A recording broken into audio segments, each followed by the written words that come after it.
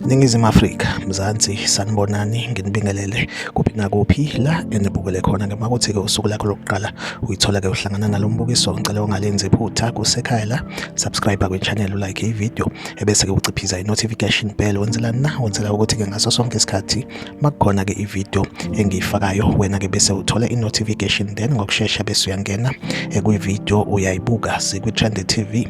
Siyaqinisekisa-ke ukuthi-ke sikulethela-ke lolo daba olusuke lutrenda engalolo suku. Sikubhekela nje ezigamekweni-ke ezenzekayo la eNingizimu Afrika, ikakhulukazi eKwaZulu Natal. Sokuqoqela-ke nje zonke izigameko esezenzekile la KwaZulu Natal. Laphaya eMlazi-ke kwa-Q section kuthiwa-ke kunesangoma esidutshulwe umuntu ongaziwa, kuthiwa-ke ubelokhu efona nje ecela-ke simsisi. Nesithema behlangana lo muntu-ke wase-ke ekhipha isibhamu esidubula-ke isangoma esashona. Kanti-ke laphayana-ke endaweni-ke yaseNanda, laphana-ke eDamini eNanda Dam, kuthiwa-ke kunomuntu-ke laphaya osemenzile khona-ke laphana-ke eDamini iNanda Dam, khona-ke eNanda kuthiwa-ke uminzile. Njengamanje abatakuli sebefikile-ke endaweni yesigameko, bazama-ke ukubheka lo obezobhabhadiswa ewase-ke eyacwila.